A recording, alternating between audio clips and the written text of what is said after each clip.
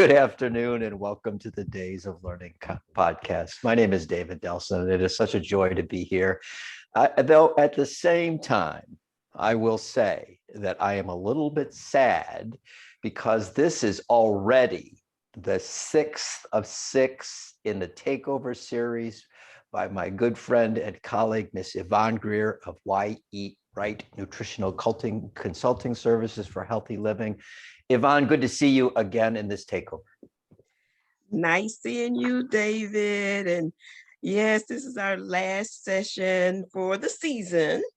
And it has been wonderful working with you and just the guests that we've had. And so I am just overjoyed. And I know this program is going to be just as great as all the other ones. Every time I leave one, I'm thinking, oh, this is the greatest. This is the greatest. Then I go back and look at all of them, and I'm like, this has just been wonderful. They say that after the Olympics, this was the best Olympics ever. So they do that very intentionally. So we can say that this is the best show ever.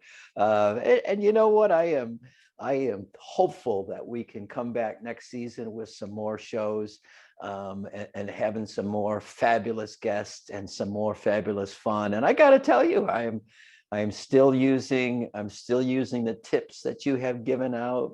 And my nutrition has improved on account of the information that we have shared. And I'm hopeful that for our audience, and I'm sure it's true for that, they too have benefited from the wisdom of yourself and others on the show.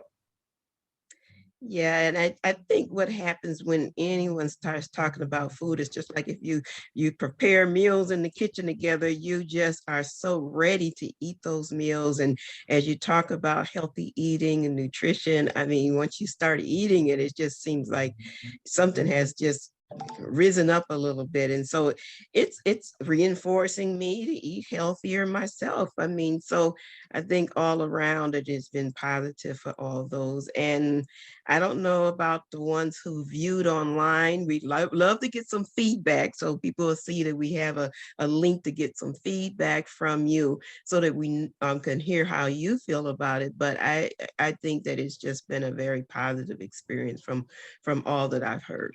Yeah, we're interested in people telling us how this show has changed their way of eating and or things that they want to see in the future or things that might have surprised them. You know, I am excited about this show. Like I say that with every show. But Miss Yvonne, what are we going to be talking about today? What is today's show all about? Well, today's show is just a little bit different because we did go through the whole My Plate with Back to the Kitchen with fruit, vegetables, whole grains, protein, dairy. So we got the whole plate covered.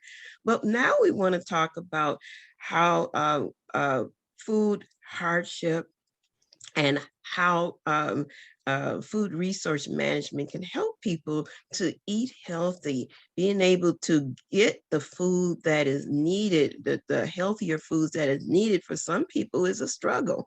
And so things like stretching your food dollar, being able to see where they can get additional food, all of those things is so important to many people out there struggling. And just think about how COVID has also impact people's ability to work and to get food. And so talking about resource management and stretching the food dollar. So this is the question of the day. Stretching your food dollar. Do you know how to shop healthy on a budget? So we're going to be exploring those things. I'm going to be talking about, grab and go snacks that will help you get over those indulgences when you walk in the store, to impulse buy. And then we're just going to have a good conversation about, the issue of food hardship. I think it's important for us to acknowledge, and you have done a fabulous job of this, of acknowledging that food science does not have to be scary. Food science does not have to be intimidating. And eating healthy doesn't have to cost a great deal of money. So the show around food hardship and eating on a budget is really important. So I'm thrilled that that we're going to be speaking into that, not only with your experience, but with that of our guests. But before we do that, tell us about the winners. Who are the winners? Yes, yes, we are so happy. We had our drawing for our self-measured blood pressure monitor. We have 2 that we are going to be presenting, and our raffle winners, drum roll. We have one that I know is present, Nicole Weeks. Yay! And Imelda Roman. That's correct. Imelda Roman. So I have your email addresses. We're going to be getting in contact with you to make sure that we know the best way to get those to you, whether we mail them or drop them off or you pick them up. But the main thing is that we have 2 winners and we are so happy. We want everyone to understand that it's important to know your numbers and to really get your blood pressure under control. Sometimes we think they're under control and they're really not. So doing self-measured blood pressure monitoring is one way to really understand your body and where your numbers are, and to understand how medication and food works with you to give you a good blood pressure control, and also for you to live long and healthy lives. And that's what I'm all about. Right. That is fabulous. And we're so happy for Miss Nicole and Miss Imelda to be winning this. You know, the other thing that we talk about, because this is a show that is sponsored by the CDC, and we want people to manage their risk. That not only the idea of monitoring your blood pressure, which is important to do, whether you have low or regular or a little bit of hypertension, but the idea that we should be managing our risk around diabetes. So, Ms. Yvonne, tell everybody about the risk test that's available out there. Yeah, we have, and we have a link to it wherein you can actually do a self-assessment test to see if you're at risk for pre-diabetes or diabetes. And when we talk about pre-diabetes, it's in your blood pressure, your blood sugar is in a certain range, but it's not high enough to classify you as diabetic. They found that the earlier that you can start working on lowering those risks and improving your health, some people that's in pre-diabetes, they may get like a 70% reduction of having problems with their kidneys and, keeping their eyes from going bad. All of those different things that can happen may not happen, and you may not go on to have full-fledged diabetes. So I bring that up because someone said to me recently, they said, oh, I was told I had pre-diabetes, but I didn't know what to do. And so that's why we've been concentrating on, changing your habits to eat healthier, have physical activity by changing some of your eating habits and having a little physical activity despite yourself. You're going to lose weight. We're not trying to put people on strict diets to lose weight, because sometimes that limits your nutrition. But once you start eating healthier, having physical activity, doing other things like getting rest and drinking enough fluids, especially those water. types of things, stress management, all those things come together to have a healthy lifestyle. And then you find that your blood pressure, that your blood sugars are much more controlled. I even talked about starchy versus non-starchy vegetables. So it does mean that little learning curves, little steps along the way, all of them are going to come together. We always say small steps, big rewards. Fantastic. Yvonne, you are a good friend of mine, and you are always a message away from me should I have a question, and I'm sending you pictures of the things that I'm eating. But not everybody has that. Yes. But if you want to have Miss Yvonne Greer and her expertise at your fingertips, it's like having Yvonne at your fingertips. You know, we're going to put a link to the back to the curriculum and recipes in the into the chat so people can get their very own copy of that. Tell everybody about that, Miss Yvonne. The Back to the Kitchen curriculum was a curriculum that was developed with the Healthy Kids, Healthy Community grant. And I developed a curriculum with a committee that really, said that, oh, these things would be great and these things would be great. And so we put together a curriculum that is really for lay people, meaning those that don't have to have nutrition degrees. There is talking points in there that covers every stage of the My Plate. So the proteins, the fruits, and different questions, so that if you're leading a group, you can ask a question, but you have the answers right there. In there, there's curriculum for different age groups. So if you're working with a young children, like in preschool age, versus if you're working with preteens, teens, adults, all the lesson plans can be adjusted for whatever age group you're working with. And we put in assessment tools and recipes. All the recipes that I demonstrate is in the curriculum. And so best of all, there's no charge for that curriculum. So we want people to it's online, it's downloadable. You can get Back to the Kitchen. Anyone can use it. And for individuals, even though it's made to be for groups, if you want to go on and use those recipes, there was a couple of recipes, but maybe it was only one recipe that I had not made before the show. Oh, I enjoyed the recipe. So I know those recipes are tried, tested, and they are delicious. And so that's part of what my theme is, that nutritious and delicious. You do not have to think that you got to eat foods that are not tasty and flavorful. Fantastic. To be healthy.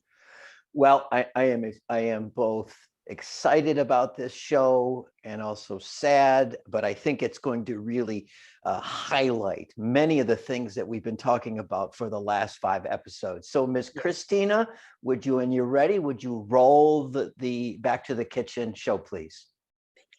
Good afternoon and welcome back to the kitchen.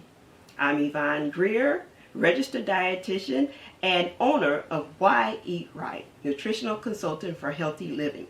This program is being brought to you through a partnership between MCOP, the Milwaukee County Organizations Promoting Prevention, and the Medical College of Wisconsin, the State of Wisconsin's Chronic Disease Prevention and Health Promotion Program, through a 1815 CDC grant. This is the 6th and final program of our Days of Learning Back to the Kitchen series, which features a healthy recipe from the Back to the Kitchen curriculum. For this program, we're going to do something a little bit different. We're going to feature a community nutritionist speaking on healthy shopping on a budget. We're also going to have a healthy recipe following that, and then our invited guests. So let's get started with our video. Nutritionist Yvonne Greer says you can eat healthy on a budget if you plan properly. Liddy Collins has more. Nutritionist Yvonne Greer said eating a healthy meal on a budget means needing to plan meals prior to going to the grocery store.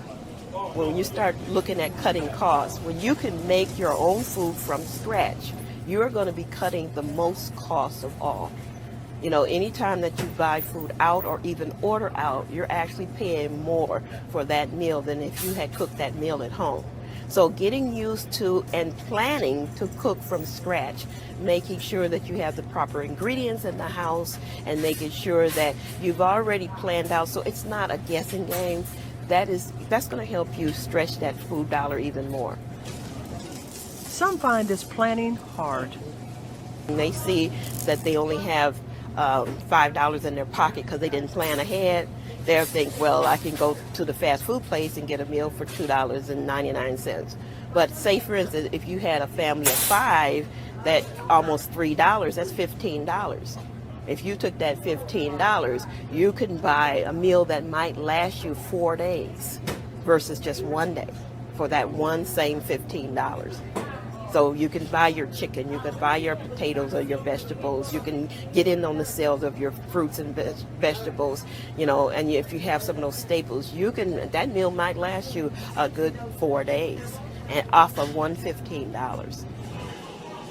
Some of the staples are A variety of your lean meats, fish and poultry. Then you have your fruits and vegetables in the refrigerator. You have a variety of grain products, whole grains, which could be whole wheat pasta, brown rice. They do have a lot of different types of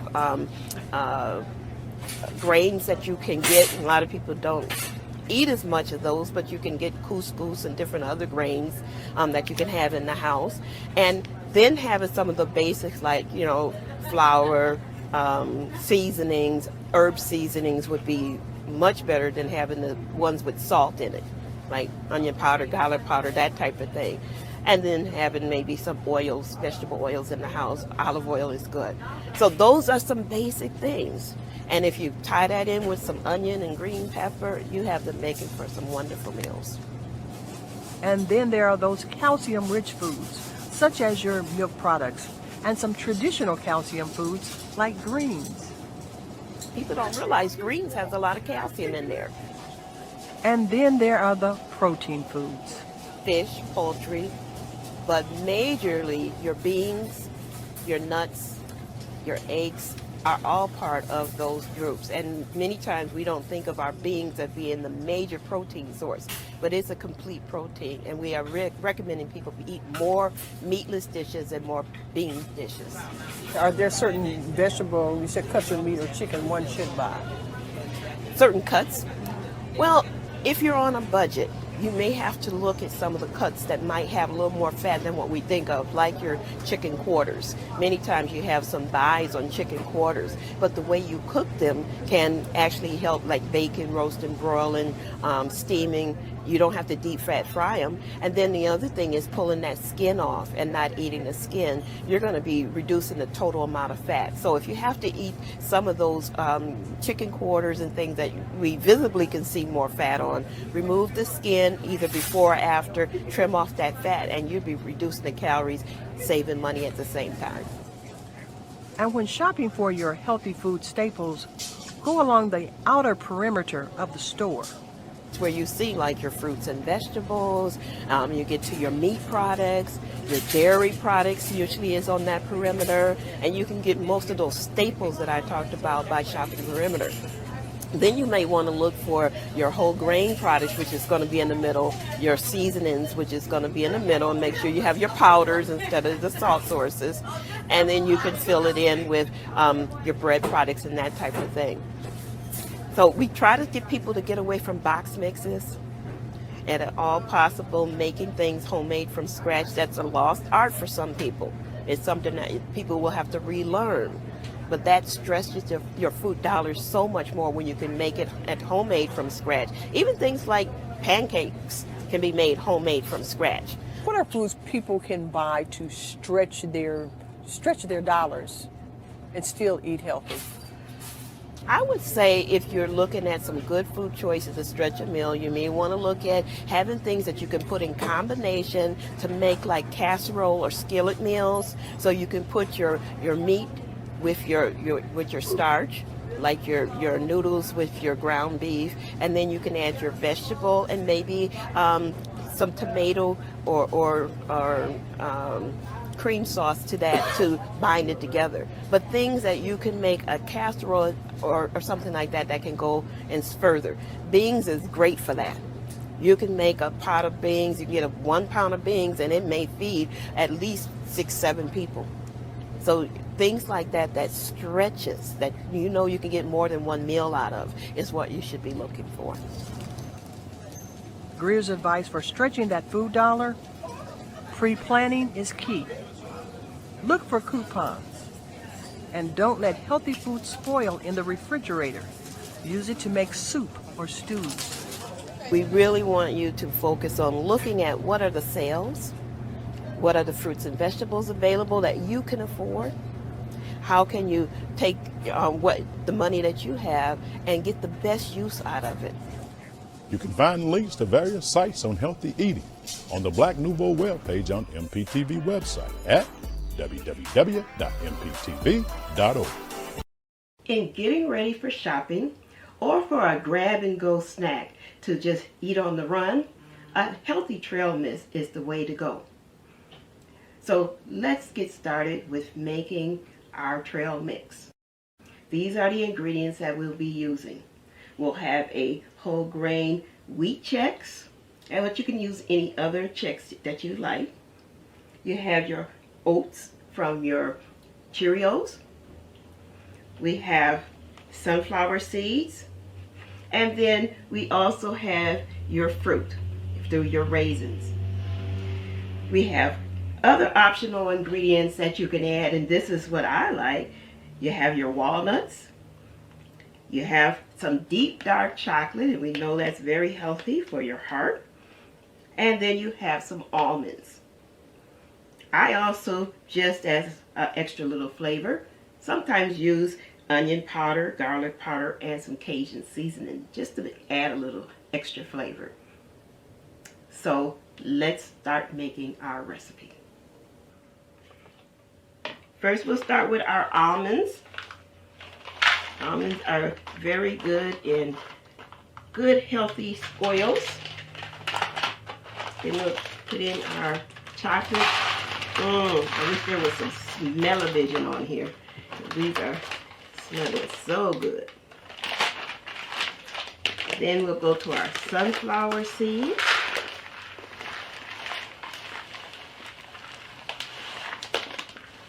So rich in healthy oils and high in protein.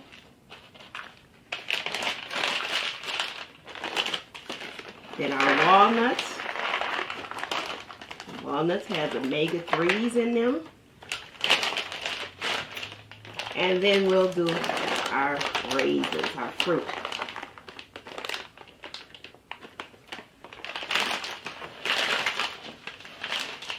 For our cereal, we've already measured out 1 cup of your Chex cereals and 1 cup of your Cheerios. And we'll be putting them in a Ziploc bag.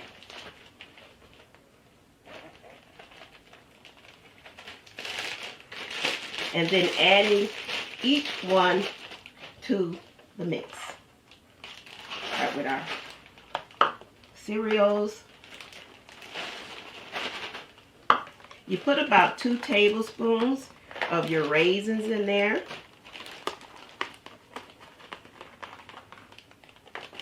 Now for me, I'm going to put another tablespoon. This is going to be a fun activity. And another 2 tablespoons of your nuts. Sunflower seeds.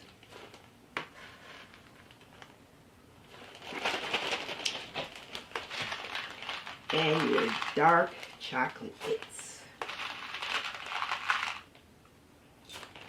And then last but not least is your almonds.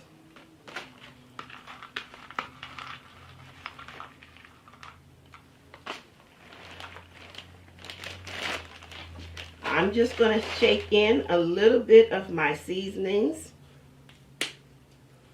Usually if you was measuring, it would be 1/4 of a teaspoon to start. And then you can see if you like a little bit more. Doesn't have to be a lot, but I know I like these, so.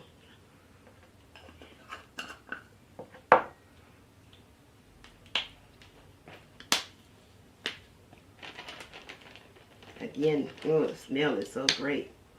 And you zip it back up. And all you do is shake.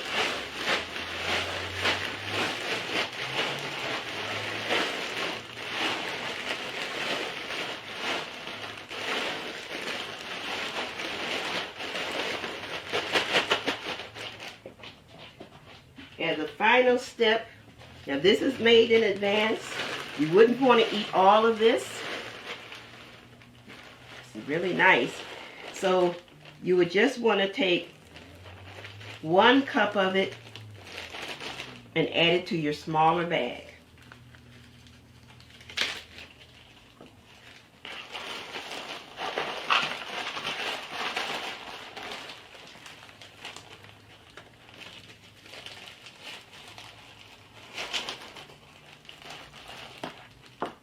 And there you have it.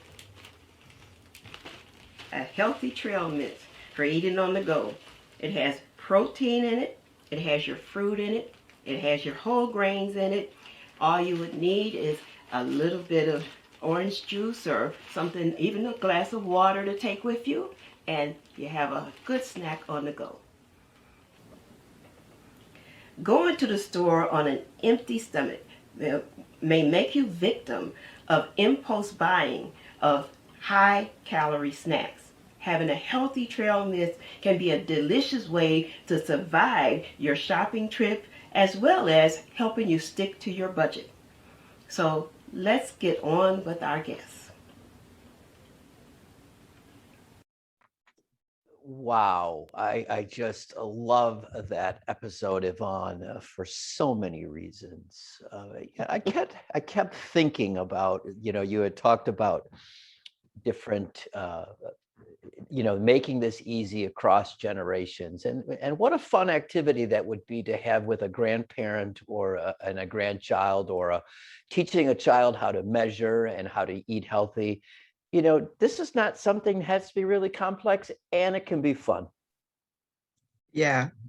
And one of the things is that when you buy the trail mix in the stores, you have to take whatever they give you. This way you can buy the things that you really like to put in your own trail mix, and you make it a little bit for you. And did you see how much was left? That trail mix, I made that, but you had those containers, and they start saying eat more nuts on a daily basis. Now you can see you have an abundance of nuts and things that you can make those trail mixes, and you can be eating those on a regular basis and getting that healthy nutrition in, and it's tasty at the same time. So yes, absolutely. Believe me, ever since I made that video, I've had trail mix in the house, and I have been enjoying every minute of it. And it allows you to take it on the go, and you can buy the cereal that might be on sale, or the store brand, to even save a little bit more money. And one thing I will say is that much of the nuts that I get is not the nuts that's in the front of the store. Mm-hmm. It's the nuts when you go to the baking section that is more economical. Good tip. So that's a big difference in how the cost of the nuts. So I just want to make sure people know that I go to the baking section and get the nuts over there, by where you have your spices and different things, and the nuts over there, and it's more economical. Yvonne, before we bring our guest on, I want to ask you one question from the video. And this is a question that I don't know if anybody else has thought of, but I frankly don't like to shop because it intimidates me. And so my wife doesn't mind shopping, and she does it, and she buys a variety of food. But how do you begin making a healthy shopping list? Well, I usually say you begin with first doing a little analysis of yourself on what you like. And so that you can then zero in on what types of things that you would like to have on hand. You don't have to have the recipe totally in mind, but you do want to, have things like, I decided my best way to get in vegetables is I love stir fries. And I love all different types of ways to make different types of stir fries, whether it's with meat or just vegetables. So I make sure I have stir fry ingredients on hand at all times. I also like a nice salad, but I like salads that have lots of different vegetables, different colors in there. So I make sure I have vegetables around that I can make a salad with, the red peppers and the green peppers and the carrots and the, tomatoes and all sorts of things. And then I throw in my fruit in my salad. So I have my strawberries and my grapes and things right in my salad. I mean, I make beautiful salads that I enjoy. And so that's where I said, first of all, look at what you enjoy eating that is healthy, that has those ingredients in there. And then you make your shopping list and make sure you get those and have those on hand. So when you want to have a healthy item, it's there. You don't have to think, oh, I've got to go buy that or bring it in. Also, I always say, try to add a fruit and a vegetable on every shopping occasion. Don't worry, you know, you don't have to always worry that you're going to have too many fruits and vegetables in the house, because if you're eating them on a regular basis, you can rotate them. And if you start getting too many, you can either make a soup or you can freeze them. So remember, don't let the fruits and vegetables rot in the refrigerator. One thing that I did recently is I had so many fruits that they were getting too ripe. I just cut them up, put them into the thing, and I made me like a fruit butter with them, you know, cooked them up and cooked them down. And it's like a chutney on the side, and it's delicious. But it was because some of mine were getting too soft and stuff. So rather than just throw them out, I made them into something that I can eat and enjoy. So being, you know, really taking the time to know yourself, know what you like, and then making a shopping list that's going to have those ingredients in there, keying on the natural fruits and vegetables first. I love that advice. And we're talking about eating on a diet, not a diet, on a budget. Yeah, on a budget. A budget diet. But the idea that you're saying that you can take something, buy it in volume, make it stretch, freeze it. And Miss Nicole said it helps to spend time prepping my fresh produce as soon as I unpack it from my groceries. And somebody else, Rayna, said I like freezing my fruit, especially bananas. So then it's like you don't have to just make, when you're too tired to make banana bread, you could have frozen bananas at another time. And for those smoothies, you can just pull out that banana out the refrigerator for them smoothies. And people think it's going to be too hard. Bananas frozen, it's not really that hard. You can just throw them right, take a piece and just throw it right in that smoothie if you want. That's fantastic. That's fantastic. I love these tips, and we love that video, Yvonne. And thank you for sharing your wisdom around shopping and shopping well. You know, let's bring our guest in, because we both know them well, and we're just so excited to have this with our guest today. Tell us who we have on the show today, Yvonne. Well, today we have Sophia Torrijos, and then we have Rayna Andrews. And I'm going to kind of introduce Rayna first, and then I'm going to let David, you know, we both know both of you well, and this is just a pleasure for us. And so I'm going to first, I have yours pulled up on screen, so I'm going to read it from the screen. Rayna Andrews is a public health ambassador, author, and activist with her core work in food security. Rayna is the founder of the Healthy Food Movement, a wellness company focused on food security and food literacy in underserved communities.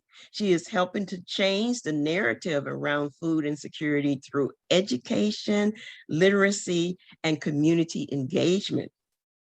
We respect Rayna's commitment to community building through food. Rayna's spirited personality and her devotion to helping others heal through food and lifestyle practices has led her to a fruitful career in food banking, where she has led and participated in countless studies that focus on building equity and justice in the food movement. As the host of a radio show, Our Community, Our Health, Rayna helps bring clarity to healthcare systems and always marries the intersectionality of food.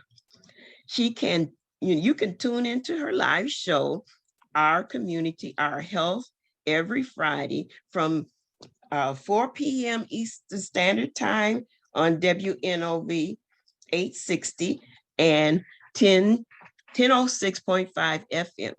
Rayna is committed to improving people's lives, advancing health equity, and driving change in the food system. We appreciate her sensibilities, tell it like it is attitude, and her unflappable commitment to more sovereignty food systems. Rayna enjoys sharing her expertise with children and adults alike. She has a TED Talk that you can view. Food insecurity is a public health concern on YouTube. And you can check out her children's book about her healthy eating, Alice McGreen and the Tale of the Mysterious Kale on Amazon, or get her signed copy. I remember when was able to get her book for my granddaughter, and my granddaughter loved it. So welcome, Rayna, to the show. And David, you want to introduce Sophia? Absolutely. What a joy. Sophia Torrijos, she has served and she serves as the executive director at Friedens Food Pantry since 2019, where she has taken an active role in developing robust programming around food access, food waste, sustainability, and community health and well-being. During her time at Friedens, she has introduced new best practice models and currently oversees the Dispenza Pantry's transition to community food center. Her people-centered style and innovative and collaborative approach to creating solutions continues to build on Friedens' legacy of transcending the limits of traditional food pantries. Previously, Sophia has worked at the Milwaukee Christian Center, a multi-service agency located in Milwaukee's South Side, where she directed the Muskego Way Forward initiative. Sophia has experience developing grassroots leadership, organizing residents, program development, and engaging volunteers in a variety of settings, including MCC, Marquette University Center for Community Service, and Friedens, where she began her nonprofit career as an AmeriCorps volunteer. Sophia has a bachelor's degree in international affairs and history from Marquette University and is working towards a master's in nonprofit and leadership from the University of Wisconsin-Milwaukee. Sophia was born in Spain, raised in Iowa, and considers Milwaukee her home. Welcome, Sophia Torrijos, to the show. Thanks for having me. What a joy. Let's just launch right in, okay? Right. Yvonne and I both know you, but I love origin stories. So tell us about your journey. Start anywhere you want and tell us how you got to where you are today. Rayna, can I start with you? Sure. You know, when you introduced Sophia and I mean, to learn that she was from Spain, it's like, oh, wow. When you think you know someone. So first of all, Yvonne, David, thank you so much for inviting me to be a part of this show and just to really talk food, because from my bio, you can tell I love talking about food because I believe it's a bridge that brings people together. And I think my story begins in Houston, Texas, which is where I'm from, and kind of migrates to New Orleans, where I went to undergrad, Xavier University of Louisiana, and I was relocated to Wisconsin due to Hurricane Katrina. And so when we talk about food security as a college student being very vulnerable, being displaced and having nothing, that was, I would say that was my second spat at life, experiencing level of food insecurity. So when we talk about this path and the topic today, I would say it's very personal to me, and it's something that I'm very passionate about, but I did not discover that until I moved to Milwaukee. But I went from Houston to New Orleans to Oshkosh, was my first entree to Wisconsin, then to Milwaukee for my master's in urban planning and real estate development. My bachelor's was in journalism, and it wasn't until I got to the food bank that I've worked at for the last 6 years prior to starting my own company, where I realized my food story. And it was at the food bank that I had to get really grounded as to why I do what I do. And my humble beginnings as a child really came up for me. And it's something that I kind of buried because there's this narrative that you can't talk about being food insecure. But I realized from that story and through doing my TEDx while I was at the food bank, that I realized what an intimate connection, a sense of urgency, and what a passion, a calling it is for me in this food system. So that's like the abbreviated version of how I feel like where I am today is a divine appointment. And I was always destined, regardless of what path I went on, to do what I'm doing in food. Well, I think that is, we like to think that there are nothing by happenstance, and we're so glad that you ended up in this area, even under challenging circumstances. But seeing the different parts of the country allows you to see about those regional differences. Sophia, let's hear a little bit about your story and in food security and how you got to where you've gotten today. Sure. Well, first off, again, I just want to say thanks for having me. It's really, I know all of you so well, but it's just, I love talking about these things with you guys and spending time with other like-minded folks. But listening to Rayna's story, I actually realized that we have some similarities. I didn't actually realize I had a passion for food until much kind of later on in my career. I mean, growing up, I think that I feel really grounded in two very food-centric cultures, right? Like when you look at my background, my mom is from Iowa, which is, you know, heart of agriculture. Our family reunions there are full of amazing pulled pork sandwiches, sweet corn, just really, really good food. I have so many farmers on that side of my family. And then on the Spanish side of my family, again, like just this real enjoyment of food and how everything is celebrated through food, right? So I think growing up, it's been a common thread for me. But when I started working in nonprofits, I actually started working in more the community development space, specifically in community-led engagement and resident-driven neighborhood change. And that's really what got me involved in everything. And that was almost purely by accident. I'm not originally from Milwaukee. I moved here to attend Marquette. And while I was at Marquette, I think I was just really in that college bubble where I felt really separated from the city. I didn't really consider it my community, right?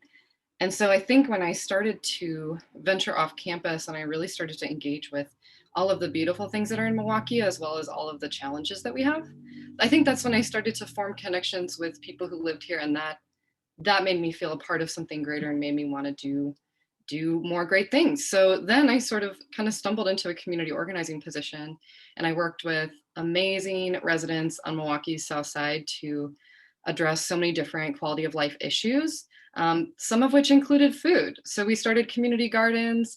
We had beautiful murals that incorporated food. And I think you just realize that food is this common thread that binds us despite language, despite culture. You know, I think we were speaking so many different languages, but everybody could bond over someone's traditional family meal.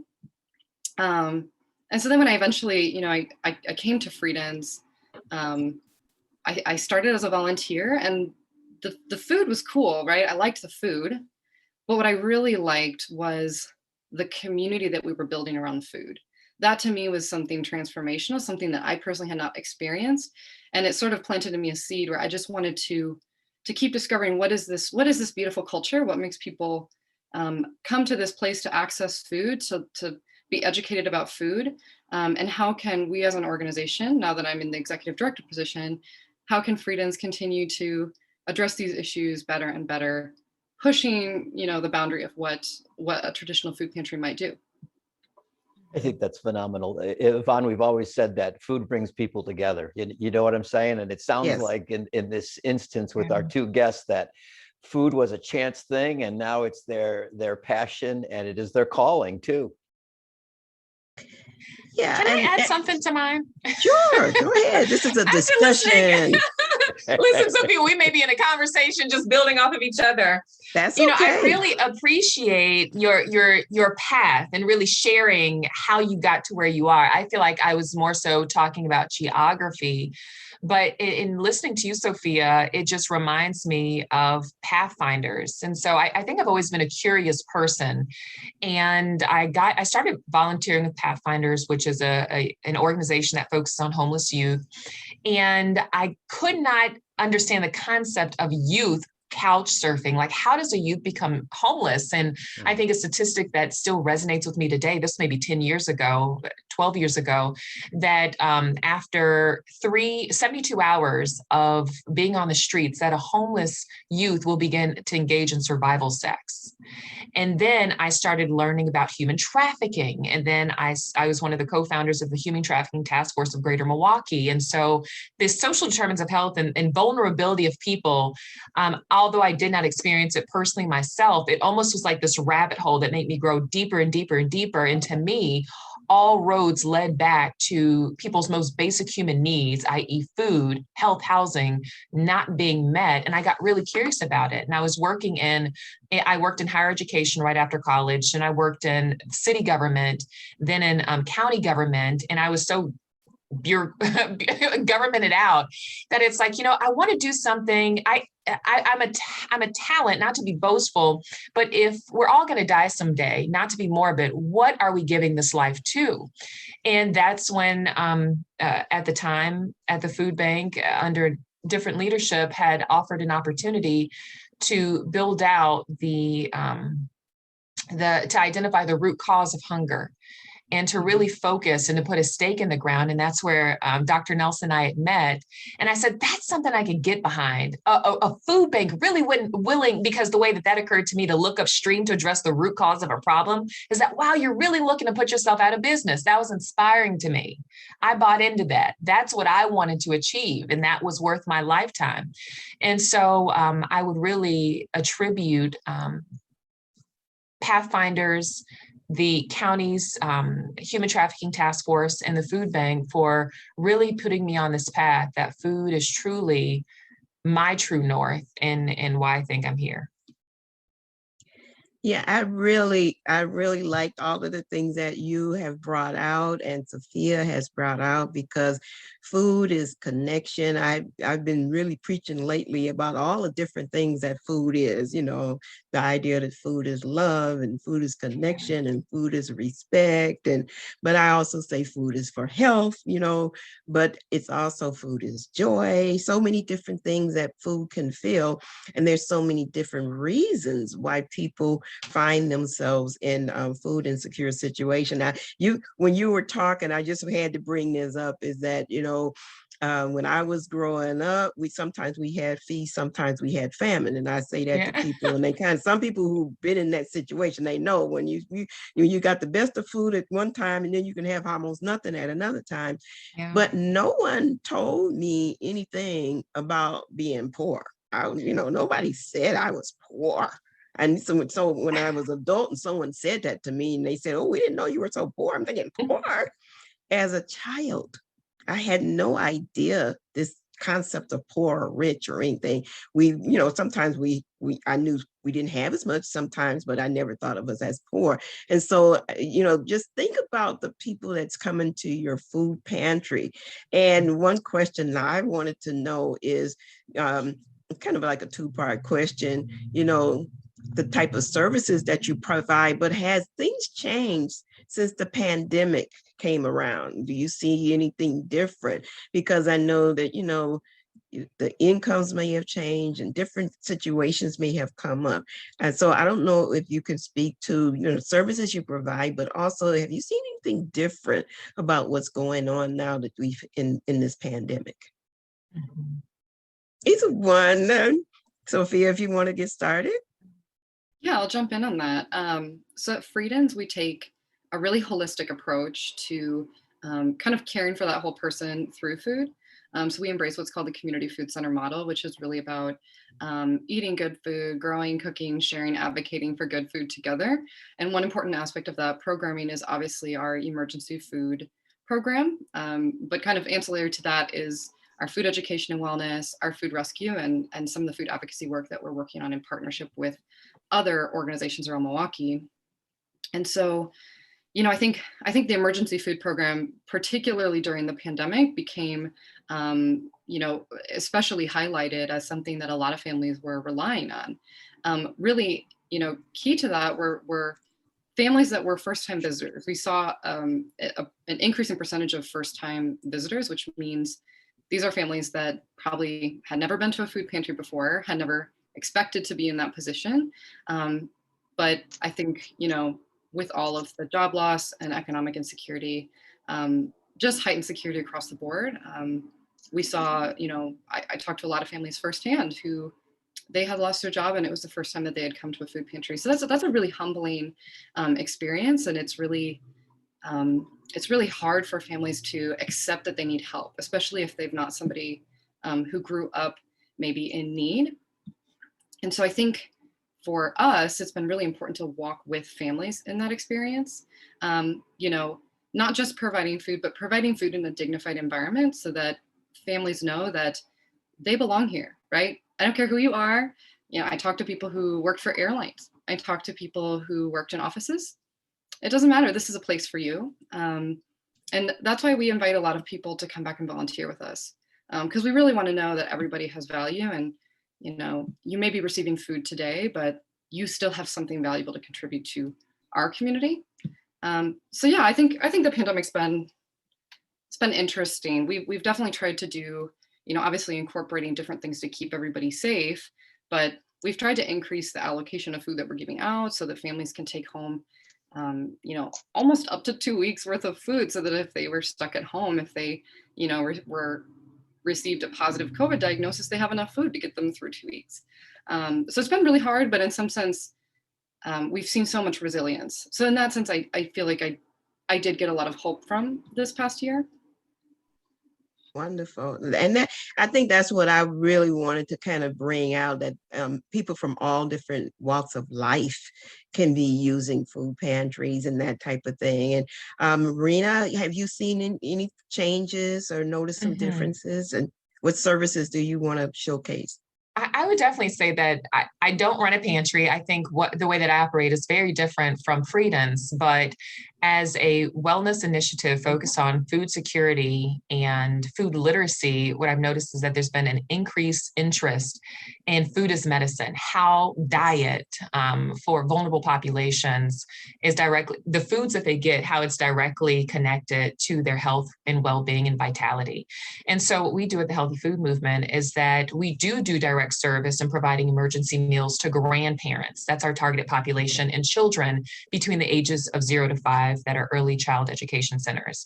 And so as an organization, what we're focused on is identifying the cost in the process and getting the system down to how can other organizations, catering services, provide healthy, safe, and reliable food to these organizations and to these individuals in need.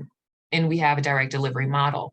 And so what I've seen, even prior to going at my business full time and having worked at a food bank, partially, I'll say from the food banking side, we were seeing a lot of people who typically would not use our services, i.e. seniors, people who were barely making ends meet, someone who had probably a high-end paying job. We saw a lot of episodic hunger, which means that they won't need our services long-term. They're not really looking for this to supplement their income. They've just fallen on hard times. They need a pick-me-up. In that, we saw a much greater diversity in the types of foods that they were requesting and needed.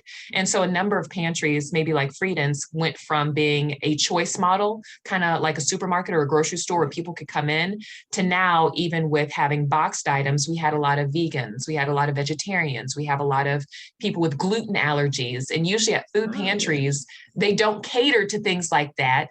But now what we're seeing during COVID-19 is that there are a variety of people who have these needs. And I find the adaptability of the food system is incredible.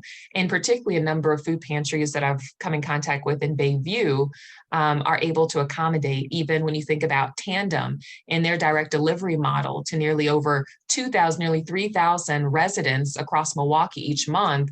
They're able to accommodate a variety of nearly 50 dietary restrictions. That's nearly unheard of, but to what Sophia was talking about with dignity, being able to break down the barriers of delivering direct access to the doorsteps of people and being able to accommodate nearly 50 variations of dietary restrictions, I think is a whole nother paradigm that we're entering into that the pandemic has offered. Like, people were used to maintaining the status quo in saying that this, we're used to doing business as usual, but to see these adaptations are quite inspiring. I just wanted to add, I was recently on a program, and they were asking me to even talk about the colleges and university and the college students that were really having and struggling with getting enough food, and how Marquette and then many of the universities have a system for to provide food to students now, because that was like a hidden little secret that some of the students were struggling with getting food in. But also the concept that being in need of food has nothing to do with your education.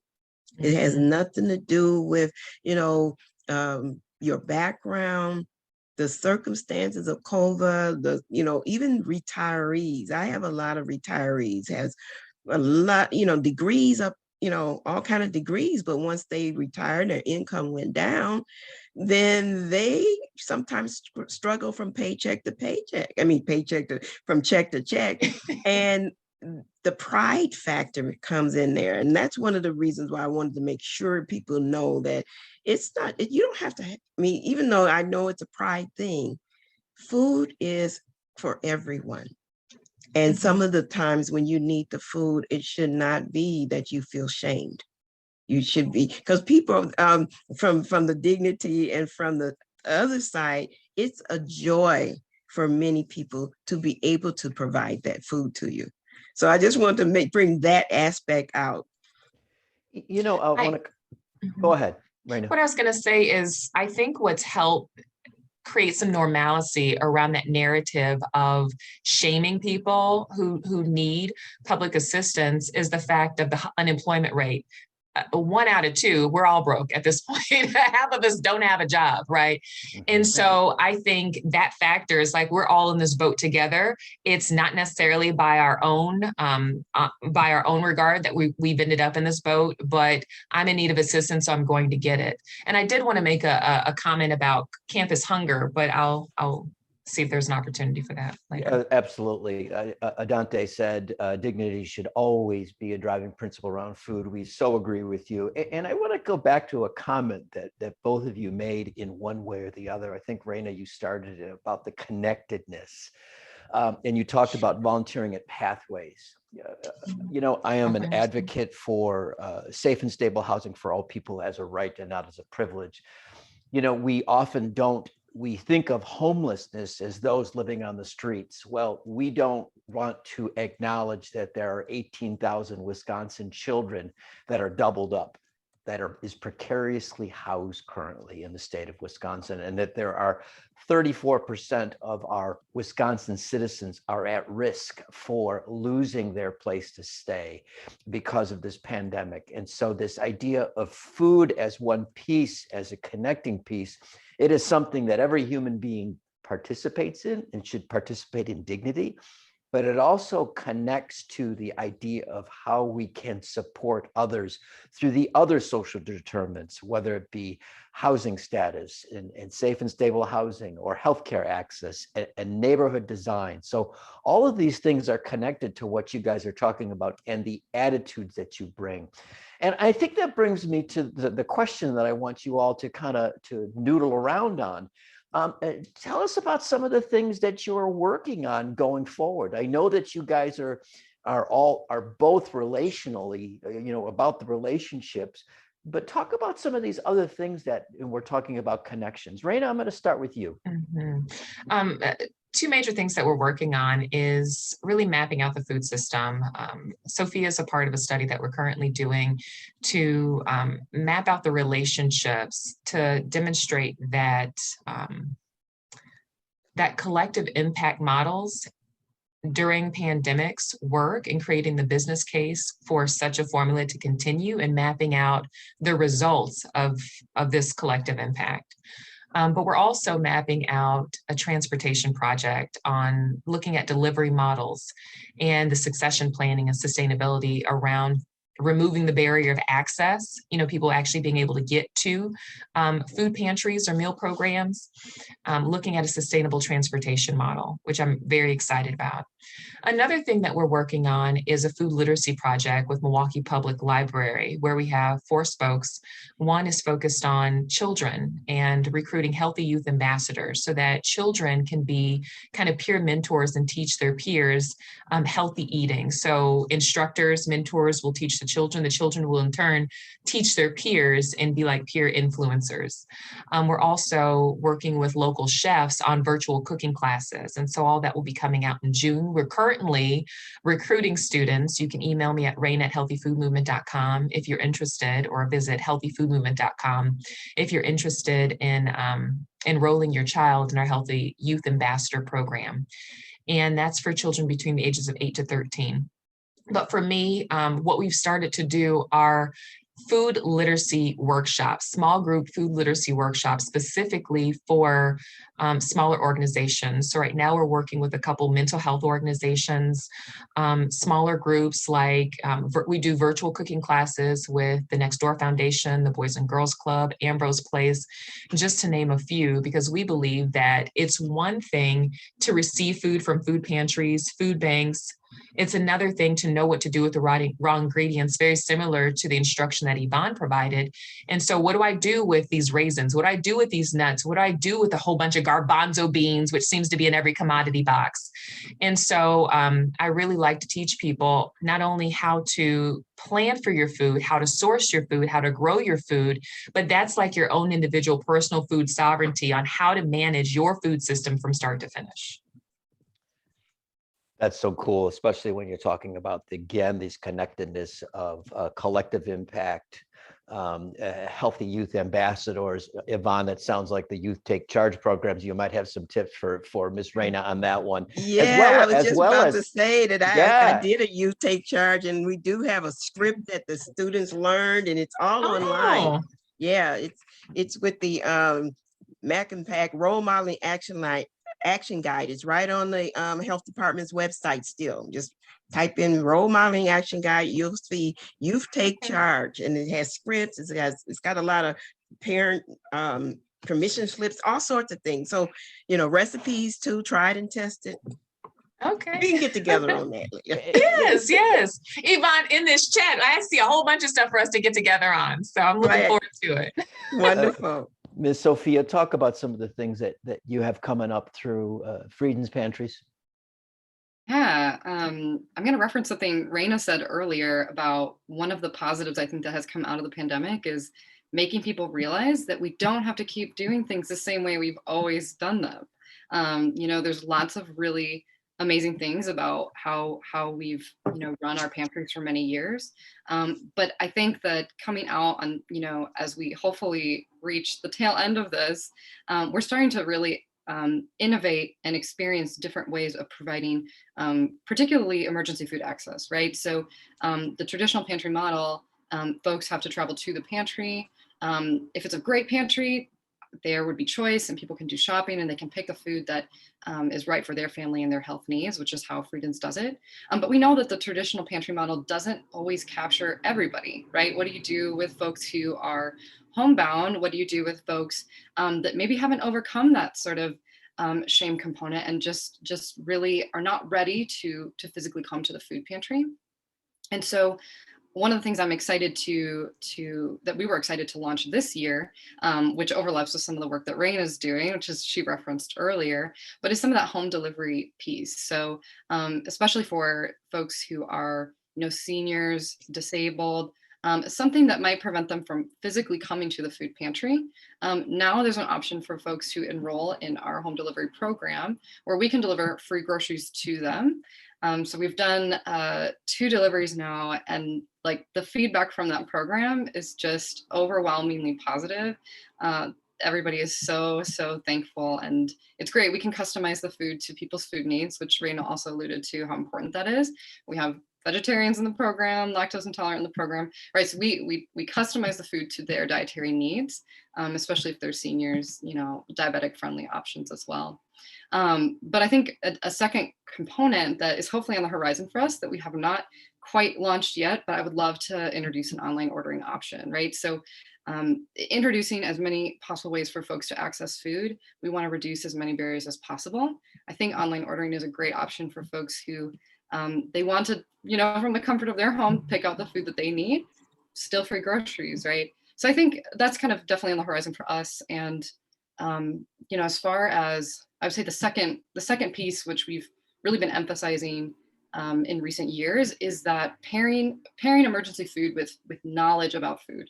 A lot of folks at our pantries, they'll be presented with really healthy options like brown rice, like bags of garbanzo beans.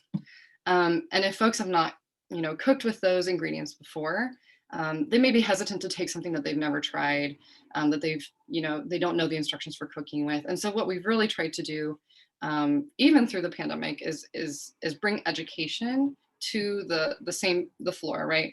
When folks are there for their groceries, we pair it with food education. So we've done sampling, lots of different dishes. I'm trying to think of which one was my personal favorite. We did breakfast pierogies, and those were so unique, and I really loved them. But these are ingredients that we're giving out at the pantry. So folks can actually physically take those ingredients home with them at the end of their visit, and they can watch an instructional video on their phone that we're making with the help of Mount Mary dietetic interns. So it's a really kind of fun way to bring all these pieces together. And we've also introduced some food production that we're able to channel right into the sampling and demonstration as well. So I think, let's see, last year we got 2 hydroponic greenhouse towers. There's another one on the way. So now we'll have 3 hydroponic greenhouse towers that are growing things like lettuce and cilantro. And we basically talked to community members and asked them to tell us what to grow. And so that's what we're doing. I love this. Yvonne, I really want to have you speak as a dietitian at this point. What does education and dignity mean to a family when they can cook food that they obtain? Well, it really is saying that, they feel empowered to take control of their health. And especially when they know that they're not just getting somebody's leftovers. In the past, that's what food pantries were. They got people's leftover. Now they are getting healthy, wholesome food. And when they know that, people take the time to help them to learn how to cook them and know that they can have, healthy ingredients that the family will enjoy, it makes a big difference. One of the things I want to point out is that when I looked at Friedens, about a large percentage of those that's attending and benefiting from the food pantry is children. And the nutrients that you're getting from the healthier foods is going to help with things like concentration in school, brain development, growth. Some of those things that some people take for granted that is not something first in mind when you're just surviving. I just want to get something to eat. But what you eat and what those children are eating is so much that is going to help with their development throughout life and can impact their adult life. I bring that up is because I used to say, oh, you never know. Those little children may grow up to be the next president. But we don't know that, but they have their potential that's there to be great. We need to nurture that even with the food that you get from a food pantry. And so that's why I was so happy when the quality of the food became not just giving out something. Now the quality of the food is so important to those children and to the families that get the food. Yeah, I want to point out that I was at the pantry the other day and I literally saw the eggs that I went to the store and purchased the other day. I buy really fancy organic eggs, and I saw those eggs at the pantry and I was so excited. I thought, like, this is the kind of stuff that we want to be giving out, right? I only want to give out food that I myself would eat. And if it's not something I would eat, then we're not going to hand it out. But I think, speaking to what you're saying, Yvonne, at our centers, when we have 4 across the city, somebody could come at some of our sites, it's once a month, and at other sites it's twice a month. And we do have folks who come every month.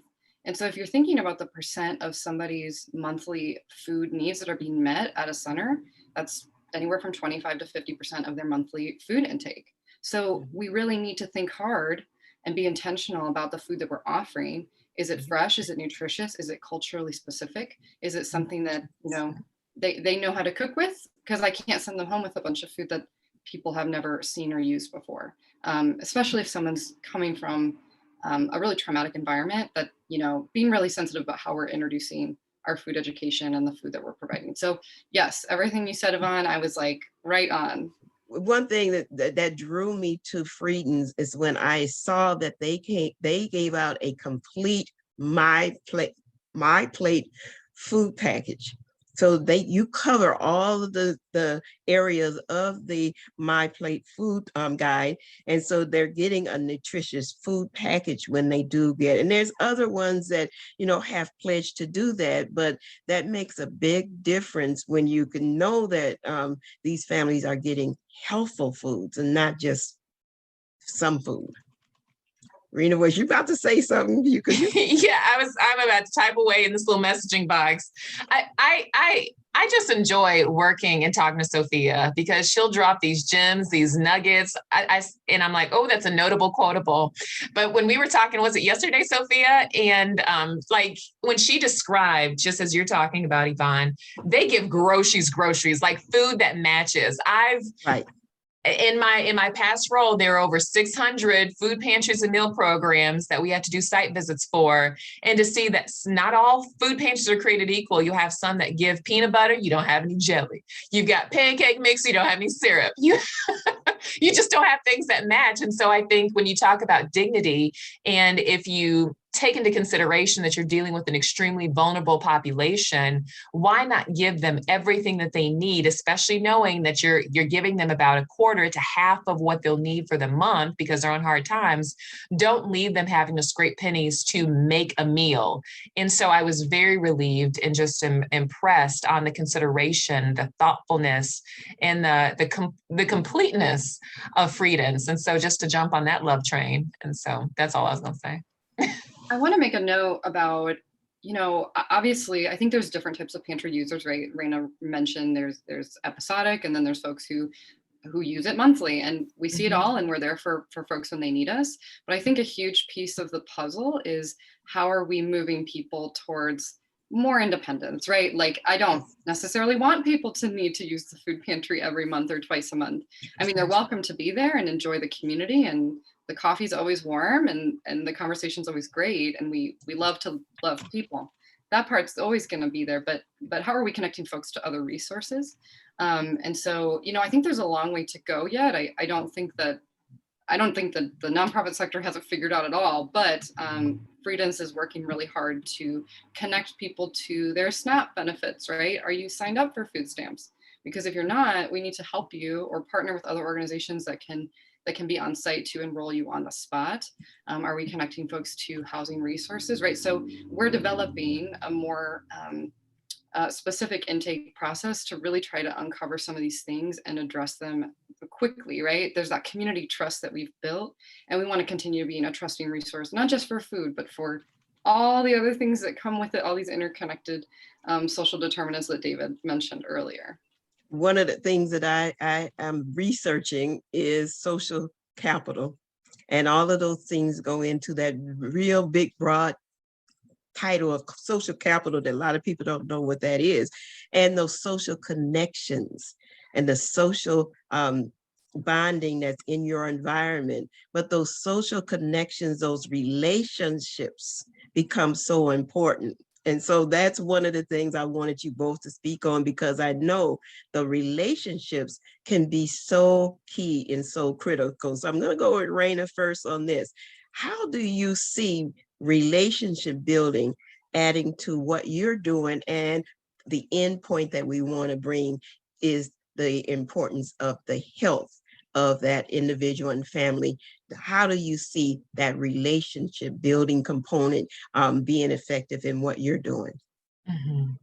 I'm going to try and answer your question and remain really focused, because where Sophia left off, I'm thinking about, in order for us to talk about relationships and the health and safety of the community, we really have to call out the elephant in the room on what we're dealing with here. We're not just talking about food. What the nature of what we're dealing with is anti-poverty work. And people say, oh, that's taboo to say anti-poverty, but that's what we're up against. And relationships happen at the speed of trust.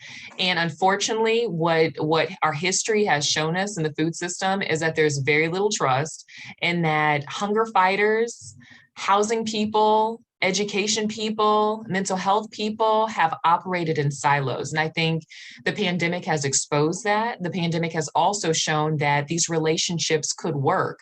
From the research and the studies that I'm currently doing, what I've noticed is that practitioners in their bubble, like food people, are finally able to come out of their food bubble and relate to other food people.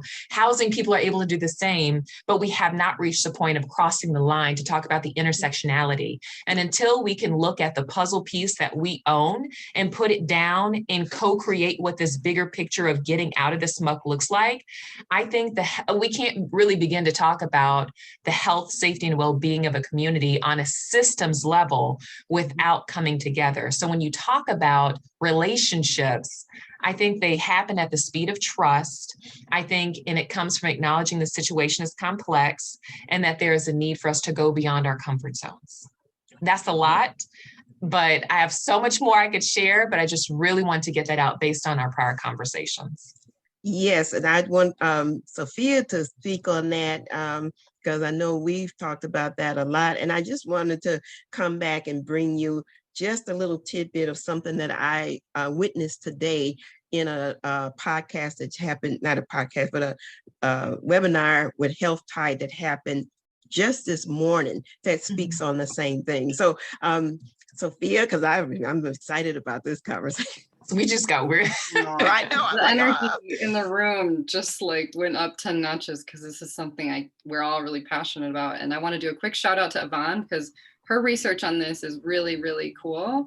I've read it. It really, I mean, it just puts into words a lot of the things that I've experienced firsthand at the pantries. So let's see. I think what I love about this question is that it really kind of, I guess, speaks to my background because that it's the marriage of the relationships and the food that's the point where I get really excited, and that's what gets me to work every day. I think that relationships, which is all based on dignity, which is a word I've been hearing a lot today, but it's just so important.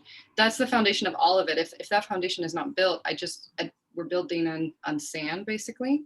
And so I think that when relationships take a lot of time.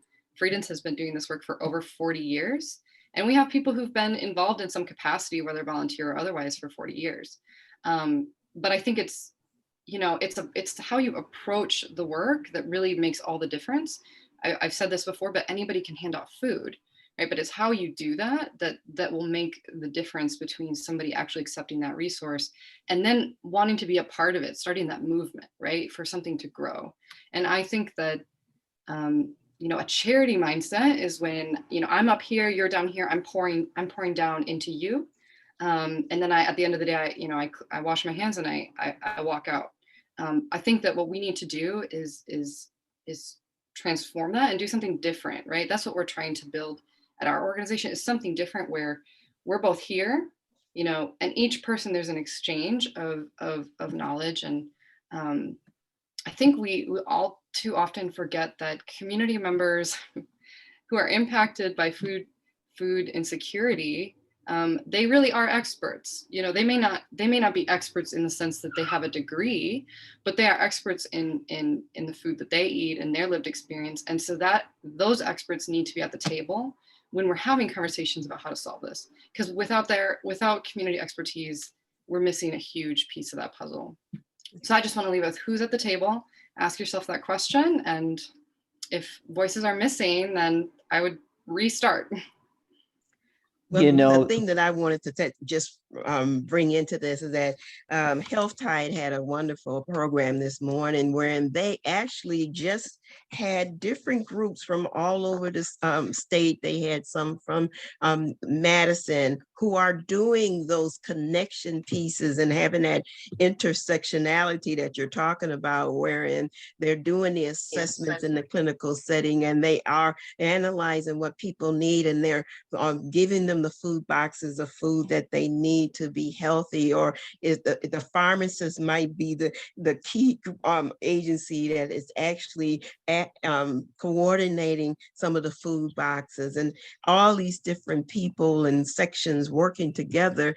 And I'm starting to see some innovative models now, because they're new models. They don't have all the data yet. But it's just the idea that, thinking outside of the box, doing something in a different way is kind of very exciting to me. But the idea that we here in Milwaukee can take some of those kind of models and actually see how can that be implemented here. So I just wanted to kind of say that what both of you are saying is just, it kind of stimulates me so much that I don't know what to say. But at the same time, I'm going to turn it over to David and let him continue on, because like I said, to me, this is very exciting. And right now, the people in the community, I have to say, they have seen the work of people giving them food boxes, giving them food. And for some, they feel that they've had more healthy food. during the pandemic than even other times. And they don't really want to see it stopped. They think, okay, sooner or later it's getting ready to stop. Then what? I don't know if you've heard that, but I've heard that from some people, that it's been a joy that so many people have rallied around to make sure people weren't starving. But now they're dreading what's next. I've heard that all too often, especially from practitioners and food providers, hunger fighters, where food is seemingly on the table, on the docket, people are wanting to pour into it. It's cyclical, like every 10 years, whenever there's a natural disaster or whenever the market crashes, people become extremely vulnerable. Well, the truth is that people are vulnerable every day. Don't just care about them every 10 years. And so what we find is that practitioners in the space, the food fighters are, it's almost like, as you said to begin with, Yvonne, a feast or famine, where you're collecting these resources, you're stocking up, you're storing up food, because you don't know if tomorrow or next month or this time next year, if food will still be a priority. And so we really need to, as I keep on talking about this systems approach, I value Sophia's perspective, really talking about as a pantry provider, looking at the client. I look at things as a systemic approach, looking at food sovereignty, how as a state, how as a country, when we form these programs that are supposed to support people, how are we also providing wraparound services for these institutions that support our neighbors, our clients in need for the long term? Like, what this pandemic has shown us is that we don't have the infrastructure for this long-term game. We are dealing with emergency food assistance, and we treat it as if it's another social safety net, which is not designed to be. Yeah. I can get on so many soapbox. Pull me back. It's wonderful. And there's a movement that's being created around this. And it's a movement of realization that we can do things differently. I teach my students, Rayna, to name the injustices first before we can move towards changing the status quo. And if we're not willing to change the status quo, then we're complicit in maintaining what already exists. And frankly, I think everybody on this call would acknowledge that what already exists isn't the end point. And so, we have reached that juncture, Miss Yvonne, that we gotta wind it down, because are we there already? Yes, ma'am, we are. We just got here.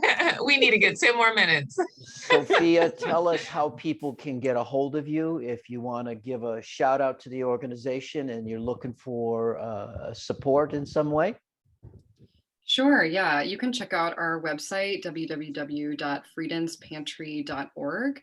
You can contact me directly at director@friedenspantry.org.